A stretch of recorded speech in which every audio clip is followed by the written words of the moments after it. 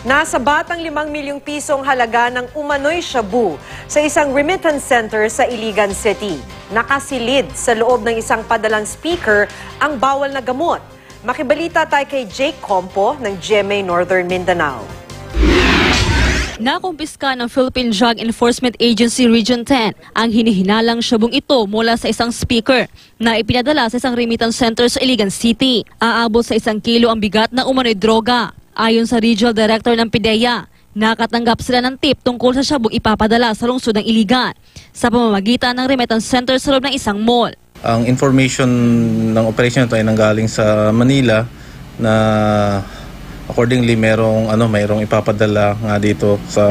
Kagad nagbantay sa mall ang PIDEA. Matapos ng ilang oras na paghihintay, dumating ang isang Aslaya Sambitori na tumanggap ng isang kahina-hinalang package. Hinarang siya ng mga otoridad at nang buksan ang package, nakita ang isang speaker. Matapos sa itong masuri, nabistong nasa loob pala ng speaker ang iligal na kargamento. Inaresto si Sambitori. Ayon sa PIDEA, aabot sa 5 milyong piso ang halaga ng drogang nasabat. Sa resibo, makikita ang galing sa isang Alex Di Macaling ang speaker at nagmula pa ito sa Oraning Bataan. Ayon kay Sambitori, hindi niya alam na may droga ang padalang speaker. Alam mo na may nakapagsabi? Hindi. Ano gagawin daw sa speaker? Para sa'yo ba yung speaker?